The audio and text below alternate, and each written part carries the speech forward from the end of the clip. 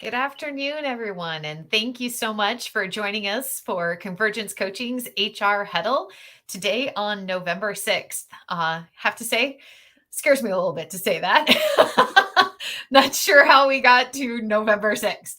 But we are so very grateful for having you join us here. I am Samantha Mansfield. I am standing in for the wonderful Tamara Lorzell. She is unable to be here today, and I am honored to be joining Jen Wilson to be able to talk to you today about an interesting subject. And that is, we have been talking an awful lot about the capacity challenges, right? And there are so many different ways that we're addressing that. But one of the long-term solutions and one of the ways that we can really innovate in accounting firms today is start looking at non-traditional roles, non-traditional professionals, non-traditional job descriptions, so many different ways that we can look at non-traditional roles that take place within the firms. And we've had some conversations about that here on HR Huddle before. So the aspect we wanted to dive in today is, how do we create career paths for these individuals that are coming in with these non-traditional roles? How do they have a trajectory? How do they get compensated for the contributions that they make? And these are some of the questions. And we certainly aren't going to be able to button up every single one of these, but really start to review, how do we get into discussion with these individuals and show them that they have a future in accounting firms? So, Jen, is there anything else you want to add as we kick this off? I just think that it's important you started down this path, and I'll just take us a little further, that we recognize that, we have non-licensed accounting personnel, we have licensed accounting personnel, CPAs, we have people often holding other credentials. They may or may not hold the CPA license, but they may be a CGMA, or they may be, licensed from a financial planning perspective, or if they're doing supply chain work, they may have other sort of specialized credentials there. So they don't necessarily just have the focus of accounting. And then there's a whole bunch of non-licensed, non-certified people. They don't have any specialty credentials, but they could be college graduates. They may have a different discipline that they graduated in, and they're coming into the workplace also. And some of those folks take traditional administrative roles, really critical administrative roles. And we've had great administrative, career pathways and clarity of kind of roles and responsibilities inside HR or inside marketing or inside finance. But then there's these non-traditional operational and administrative roles getting hired into service lines. And we're big advocates of that, because those people can come in and be leveraged to do work that doesn't require a specialty credential or a special technical skill or individual specialized expertise, other than perhaps expertise in organization and client service, in communication, in workflow, and a whole bunch of other things that they can cause to be really organized and well run inside these service lines. And so those people that are being hired, really newer roles to public accounting. We didn't see these maybe 5 years ago. They weren't invented yet. That's where there's a real question mark, like, what levels are we hiring, and what is their career trajectory, and could they, are they topped out if they don't have a CPA license at a certain level? Can they get past manager, for instance? Can anybody get past manager without a CPA credential? So those are just some of the topical areas that we might get into in our time together. But I think when we're talking about non-traditional operational administrative roles being hired into service lines, I think that's where some of the focus is for today. Absolutely. Yeah. Yeah, no, I agree. And I think one of the areas is really, when you start to identify what those roles are, is very much taking a look at where there's need, where there's bottleneck, and so on. And that's how we can define those roles. But then, like we're saying, how do you create career trajectory for them? How do we set goals for them? And especially when it is somebody that maybe doesn't have the one of those licenses, like you were saying, Jen. So, so many times in the accounting profession, the growth and the trajectory is based on technical knowledge and how much you're able to provide client service in that regard. And what can throw professionals when they're trying to lead people that don't have those licenses is they're not sure, what kinds of goals do we give them? How do you advance? And how do we measure what you actually are contributing to client work? Because like you said, it's in the service lines, it's in the client work, and we can bill for the work and the value that they provide. So I know we've done some work on revising KPIs and how we measure our team members anyway. But Jen, I don't know if you want to chime in there and talk about how we start to adjust the way we look at contribution outside of having that license, if you will, and selling that knowledge. Yeah. Well, and so I guess like fundamentally, how do we look at contribution? We look at it via output, deliverables, results produced. Mhm. And so depending on the role that these people will play, we have to evaluate like what are their core responsibilities, and then what are their key deliverables, and what sort of results are we expecting them to produce, and how can we tell if they produce them? Now, some folks put these non-traditional operational administrative roles into their service lines, and they make them billable, and they measure them on time. And today is not the day that we get to debate time as an intelligent measure, because we could debate that, but we're not gonna. And so that's fine. We're okay if you want to make one of their measures billable hours or chargeability. We would just tell you that we don't want you to give a traditional administrative rate, because those folks are providing way more value than what we would typically bill out scanning or just e-filing. Some of those roles that I'm not going to say are simple, but they're not the same. So picture this. I'm going to use a tax metaphor for a second. You hire these operational administrators in, and maybe you call them tax support representative or tax support associate. That's the entry level role. And they come in and they come alongside your service personnel, the accountants and CPAs and EAs providing client service deliverables, producing tax work, and providing tax consulting. We hope, that they're providing some advice. So these folks come in, these tax support representatives, and they come in and pull up beside these certified or accounting degree folks, and they act as a user interface directly from those folks to the clients, let's say. Mm-hmm. We create a schedule of the work. We know how the work is supposed to flow. We know what we need to get from the clients in order for that work to be able to be processed and for returns to be produced. And these tax support professionals could be out there getting that work in. And you could say, well, we're going to bill them out at normal billable hours and all the time they spend in email correspondence and phone calls with clients and getting the work in and loading it up on the portal and checking to make sure that the PDFs and the things that clients have sent are in fact what we needed before the CPA or EA gets their hands on the file.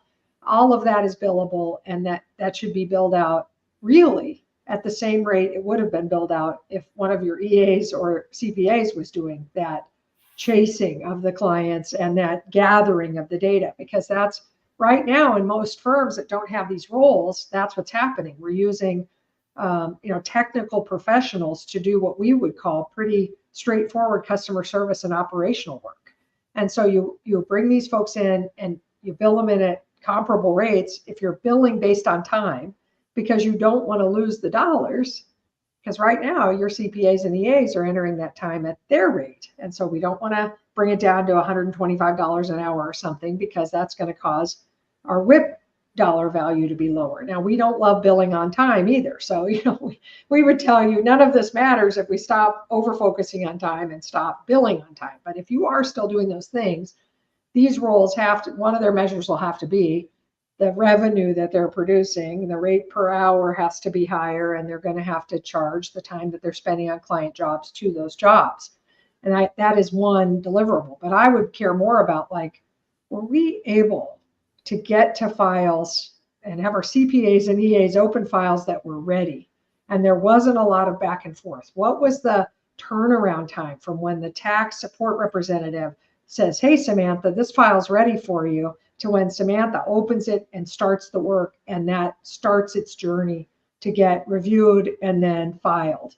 And was there very little turnaround time or very little stop start time in that because the file was ready? And so that's a measure. That's not the only measure, because being able to speak personally to clients is huge. Not sending middle of the night emails to clients in the 11th hour and saying, hey, I'm just getting ready to get to your file now, and I realize they're missing these things and I really need it tomorrow.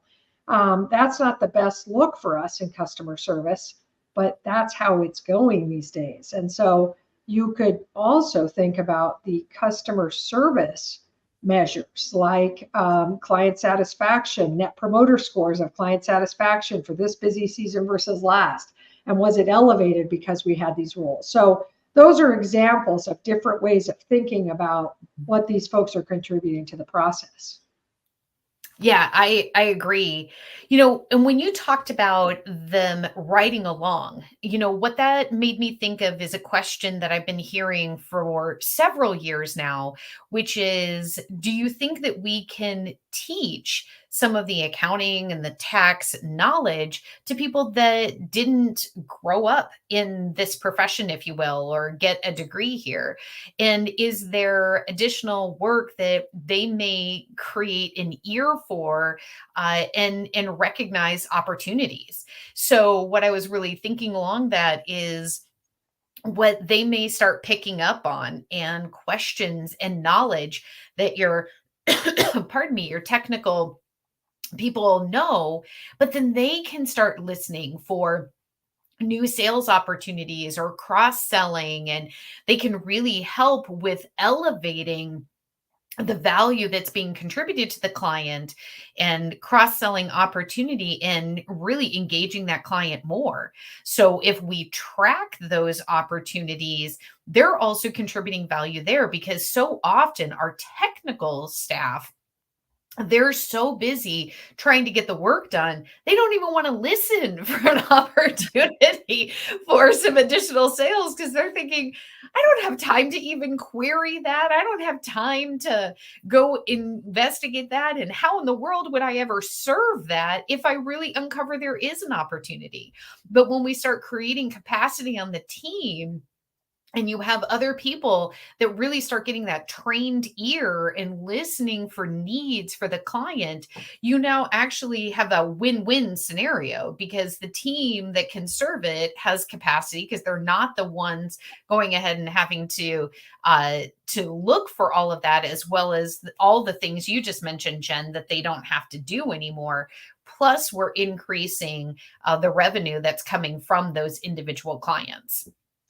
Yes. And, I was just thinking, Samantha, how little time a lot of practitioners have just to speak live to their clients. Right. And I know that when you speak live to your clients, even if it's a brief phone call, and if you were the one, the tax service specialist that's pulling together these, the documents needed and getting the file ready, and the client, you get them on the phone, they're going to say, well, we were wondering about this tax credit, or we were wondering, we've added 2 entities, we bought a business and we did, most clients are sitting there ready to tell somebody something. And I'm not saying that interaction replaces the tax meeting, but those tax meetings are happening a lot less than they ever happened before. Even if they were happening in person and now they're in video, it's pretty rare that people are doing real tax meetings before they're processing. Mm-hmm. And so as a result of that, there's quite a bit of communication the clients have. And if you ever follow anything out there online in tax Twitter or any other place, they'll say, well, I got the return finalized and then the client told me this, couldn't they have told me that earlier? Well, yes, they might have if you'd have spoken to them live, so that's just a testament. And when we have these other non-traditional roles in the business, they feel more accessible, more available to clients. Clients are likely to tip them off. Now, whether they have expertise or not to be able to take that further doesn't really matter, because all we're really doing there is being an ear for the client and paying attention to how the client seems and learning from what they're asking and then getting others involved. And so it's not like they have to be specially trained to do that. A lot of folks, when we tell them about these roles, this support specialist, or some firms call it engagement resource specialist, or they've got different names for them, but mostly we say they've got to have like a sales support background or a customer service background. They have to have had a lot of experience dealing with both operational administrative processes, but a lot of client interface in email, live on the phone, willing to be phone ready. They can't come into the interview process and say, I'm comfortable emailing people, but I don't want to talk to them, because that's what we're doing already. We don't need that, so, and then I think one of the things we want to explore a little bit in this conversation is, what is their trajectory? And you just hit on, could they become an accountant? And I will tell you right now, the firms that have been doing this for a while, some of their people go back and get an accounting degree, or they already had 120 hours, but they go back and get the rest of the accounting requirements. Mm-hmm. And they go down the path of becoming an accountant because they can see how much opportunity there is, and they get inside these firms and they see all the different departments and they think, man, I think I could do this. And so that's not common. I would say that's more rare, but I do think that is one thing we have seen. And then the other is, we're encouraging people to do roles, multi-level roles. So you mentioned this, Samantha, at the start, but the idea of starting people in these roles at associate and then senior and supervisor and manager, and they can have a progression too with increased responsibility and scope. I might be just supporting a couple of people when I start, and I might just be doing the gathering of forms and the loading on the portal and setting up people on the portal and teaching them how to use the clients how to use it, kind of the simpler work. But as it elevates, my skills and responsibility can elevate too. And so can my earnings. And there could be a long career here. Exactly. Well, and to that point on the trajectory, that's where firms really in HR, I mean, this is HR Huddle. And so one of the things that happens in a number of firms is there is just this, it's almost a misnomer that you can't go anywhere past maybe even a supervisor if I don't have a CPA behind my name. And there's been a number of conversations I've had where asking, is that your state's rule or is that your firm's rule? And it's incredible the number of people who don't know the answer to that.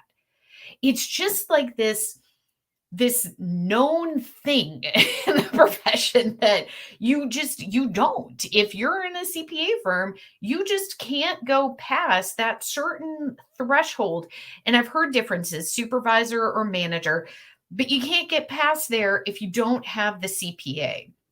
And so HR, this is a great thing that you could really clarify for hiring managers and for those who are working on designing what these non-traditional roles are.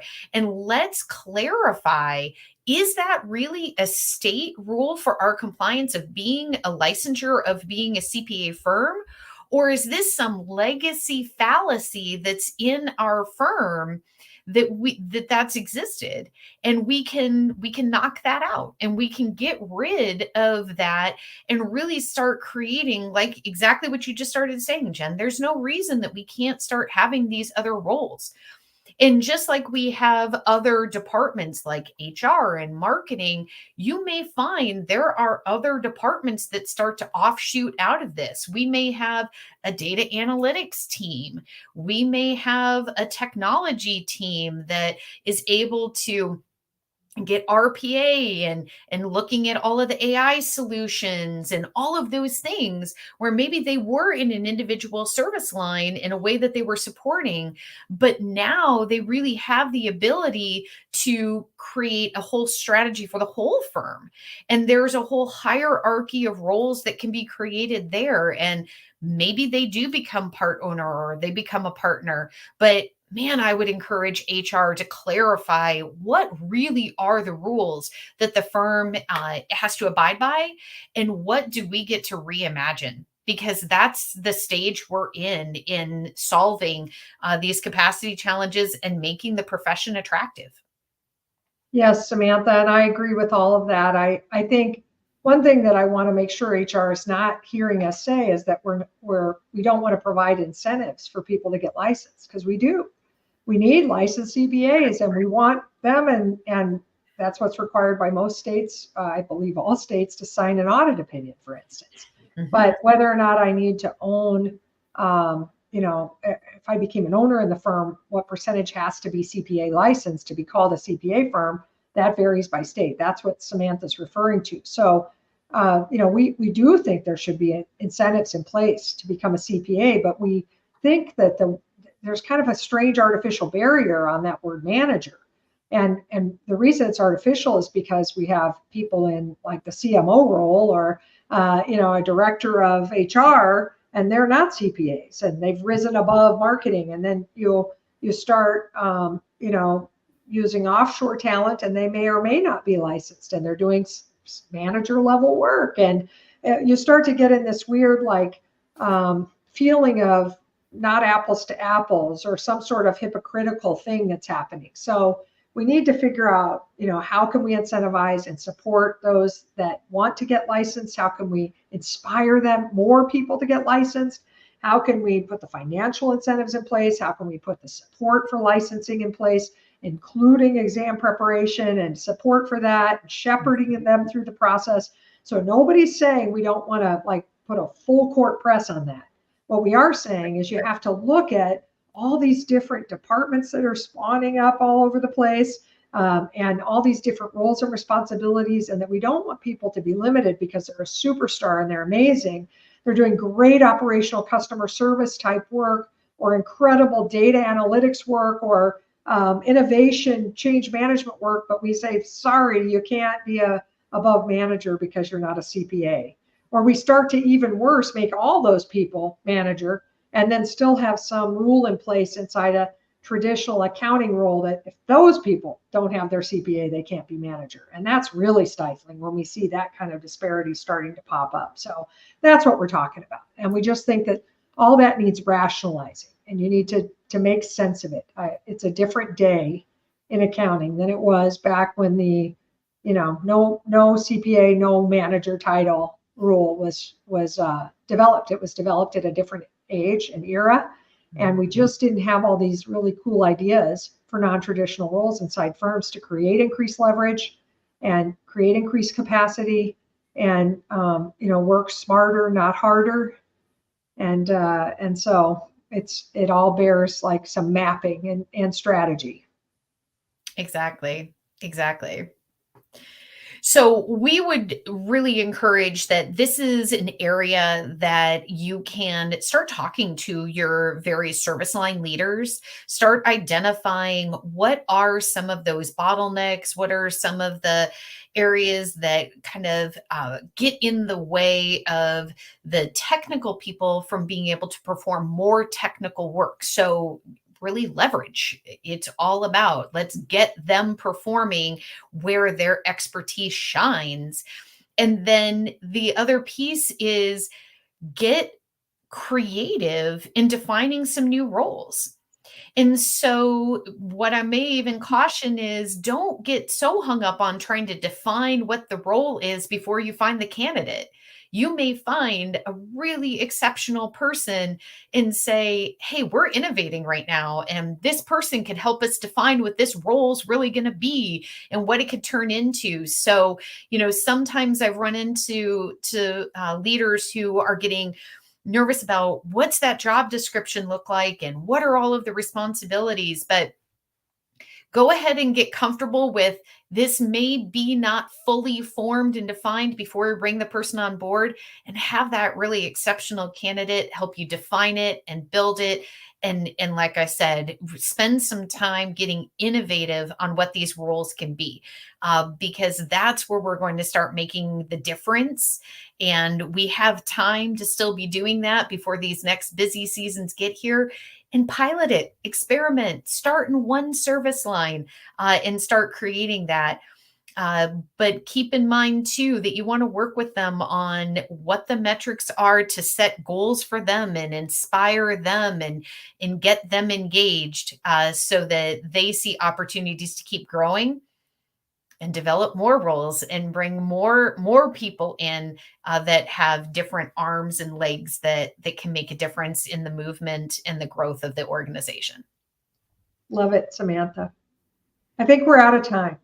Yes. I think it's time for us to sign off on this subject. I put out there in the chat, we have resources available. We have sample job descriptions. We have a tool set.